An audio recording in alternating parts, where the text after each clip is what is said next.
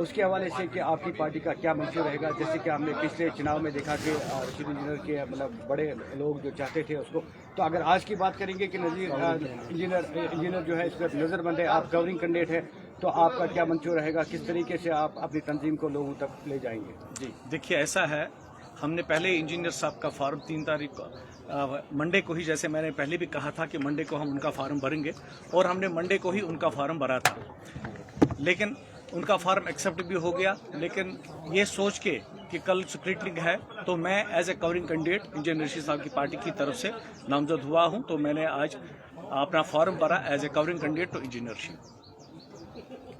یہ بتائیے کہ مطلب اس وقت میدان کی اگر ہم بات کریں گے کہ آپ میدان میں دیکھ رہے ہیں کہ پیپلز کانفرنس ہے، نیشنل کانفرنس ہے، آپ ان دو پارٹیوں کو کس نظر سے اس کو دیکھ رہے ہیں؟ دیکھیے، میں نے آپ سے پہلے بھی کہا ہے، عوامی اتحاد پارٹی ایک منظم پارٹی ہے جو لوگوں کے دلوں میں بستی ہے۔ یہاں پہ یہ بات نہیں ہے کہ جیسے آپ نے مجھے پرسوں بھی سوال کیا تھا قد کے بارے میں، تو انجینئر رشید کا قد کسی سے کم نہیں ہے۔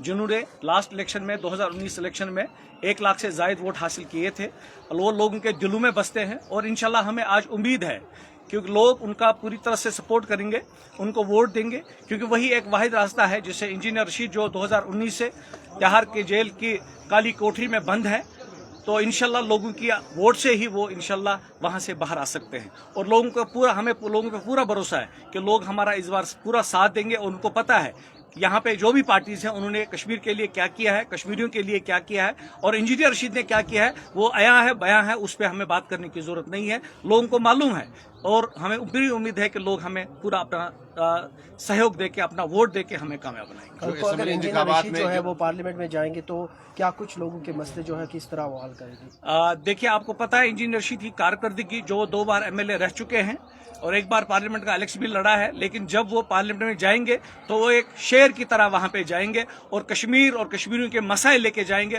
اور ان کا حل کر کے واپس آئیں گے انشاءاللہ۔ ان کا ایک طریقہ کار رہا ہے پچھلے اسمبلی انتخابات میں، جب بھی وہ حصہ لے رہے تھے اور منتخب بھی ہوئے، جی، اور مجھے بتائے کہ جو طریقہ کار اس وقت تھا، کیا وہ طریقہ کار برقرار رہے گا؟ جی، طریقہ کار اس ٹائم بھی وہی تھا کہ ہم لوگ پاس جاتے تھے، لوگوں سے کہتے تھے کہ ہم آپ کی نمائندگی کریں گے، انشاءاللہ آج بھی ہم پوری طرح سے اچھی طرح سے ان کی نمائندگی کریں گے۔ میں طریقہ کار کی بات کر رہا ہوں، میں کہہ رہا ہوں کہ جب وہ اسمبلی انتخابات میں جا رہے تھے اور وہاں پر پرچار کر رہے تھے، وہ ایک منفرد طریقہ ہوتا تھا، کیا وہی طریقہ پارلیمنٹ انتخابات کے لیے بھی رہے گا؟ اس کی دیکھیے، طریقہ تو وہی رہے گا، طریقہ وہی ہے کہ لوگوں کے پاس جانے کا، لوگوں باتیں پہ بھی کیا باتیں بھی وہی باتیں، آپ کون سی باتیں، آپ کون سی باتیں کہہ رہے ہیں؟ رشید صاحب کا منشور تھا، دیکھیے، سچویشن ہیز چینج، دیکھیے سچویشن ہیز چینج۔ منشور کیا تھا؟ منشور کیا تھا؟ عام لوگوں تک جانا، جتنے لوگوں نے اپنی بات پوچھا۔ منشور انجینئر رشید کا تھا خدمت گاری عوام کی، جی، عوام کی خدمت گاری وہ اس وقت بھی کر رہے تھے، اور آج بڑے لیول پر عوام کی خدمت گاری کریں گے۔ آپ نے یہ سوال پوچھنے چاہیے تھے کل عمر صاحب سے، آپ نے یہ سوال پوچھنے چاہے تھے اور پارٹیوں سے کہ آپ وہاں کیا کرو گے، آپ کی کارکردگی کیا رہی۔ 3 ممبر پارلیمنٹ آپ کے پہلے تھے، دو یہ ممبر پارلیمنٹ PDP کے بھی وہاں پر تھے، 5 ممبر پارلیمنٹ نے کاش کاش کاش عوام نے اس وقت انجینئر رشید کو وہاں بھیجا ہوتا۔ آپ دیکھتے آج حالت دوسری ہوتی ہے۔ انجینئر رشید ایک پڑھا لکھا نوجوان ہے، ایک پڑھا لکھا شخص ہے، ایماندار شخص ہے۔ اس وقت 5.5 سال سے جرم بے گناہی کی پاداش میں صحبتیں کاٹ رہا ہے، قید و بند میں مبتلا ہے۔ تو آج ان 5 سالوں میں اگر 1,02,000 ہم نے 19 اس وقت، ہاں ایک اور بات میں واضح کرنا چاہتا ہوں جو آپ بار بار پوچھتے ہیں، ہمارا کسی بھی پارٹی کے ساتھ، کسی بھی شخصیت کے ساتھ کوئی بھی مقابلہ نہیں ہے۔ ہمارا مقابلہ آج اپنے ساتھ ہے۔ ہم نے پچھلی بار 1,02,000 ووٹ حاصل کیے، اس بار ہم نے، کیونکہ ہمارا لیڈر عوام کے لیے جیل میں، جرمی بے گناہی کی پاداش میں جیل کاٹ رہا ہے، وہی تو ہم جاننا چاہتے ہیں نا، جرمی بے گناہ، اور آج ہمارے 5 لاکھ جو ووٹ، طریقہ کار تب رہا، میں وہی تو پوچھ رہے ہیں۔ طریقہ کار عوام کی خدمت گاری تھی۔ اب ایک چیز ہے جس کو ابھی آپ، میرا جنرل سیکرٹری ہے، یہ ہمارے پارٹی کا وریشٹ جنرل سیکرٹری ہے، ماشاء اللہ انجینئر رشید صاحب نے ہی اس کو بنایا۔ ابھی میں نے ان سے یہ لے لیا کیونکہ ان کا کہنے کا انداز ایک تھا، میں ان کے پارٹی کا ہیڈ ہوں، پولیٹیکل افیئرز کمیٹی کا، میرے کہنے کا انداز دوسرا ہے، مگر کام ایک ہی ہے کہ ہم عوامی خدمت گار۔ میرے کہنے کا مقصد یہ تھا कि जो तरीकेकार क्या था? तरीकेकार बेबाकी थी, बेबाकी बराबर रहेगी। तरीकेकार बेबाकी थी, तरीकेकार ये आपको उसकी मिसाल मिल रही है कि इंजीनियर रशीद साहब 2019 से अभी पाबंद सलासल है, उससे बढ़कर क्या मिसाल हो सकती है आपके सामने?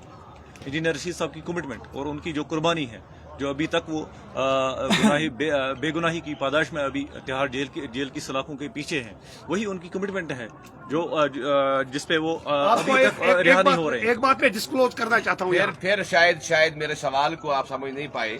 हाँ, जो आप तरीकेकार बोल मैं ये कहूंगा कि जिस बेबाकी पर उसको इस वक्त पाबंदी सलासल रखा गया है, बेबाकी की वजह से ही, जैसे कि आप लोगों ने कहा, ना करदा गुनाहों की पादाश में। जी और उस बेबाकी को लेकर आप आगे बढ़ेंगे इंशाअल्लाह, उसी चीज को लेकर। इंशाअल्लाह वही बेबाकी वही रहेगी। आप बार बार राजशुमारी का नारा दे रहे थे, क्या वो नारा आगे भी क्या हो गया आपको? आप इतने अच्छे जर्नलिस्ट हो, इतने मैं खुश हुआ परसों से आप लोगों का देखकर। आप भी ऐसे ही थर्ड क्लास जर्नलिस्टों की तरह ये कर रहे हो। आप इतने अच्छे जर्नलिस्ट हो, आप इतने अच्छे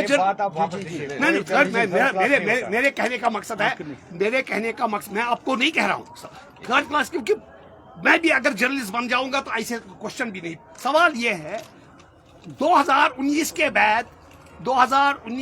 बाद सीनियरियो खत्म हो चुका, पॉलिटिकल सीनियरियो एक नया सीनियरियो आ चुका है।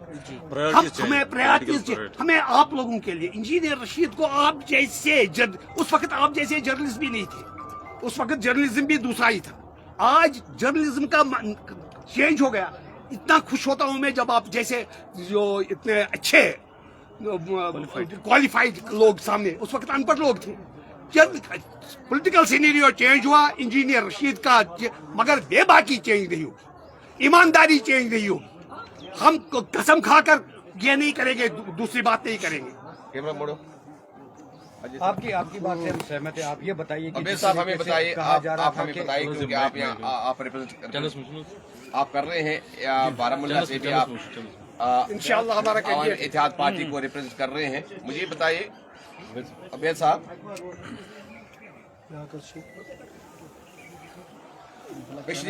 पिछली बार 1 लाख से ज्यादा वोट रशीद साहब ने हासिल किए, इंजीनियर रशीद साहब ने हासिल किए हैं, तो अब की बार मुकाबला किस तरह देखते हैं आप?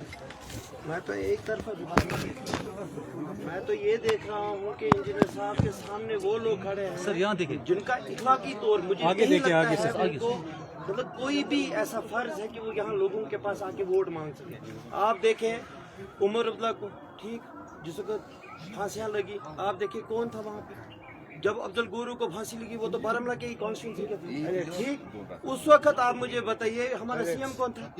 रातों रात पूरा जेएंड के उन्होंने मतलब जेल में कन्वर्ट कर दिया। यहाँ कर्फ्यू लगे।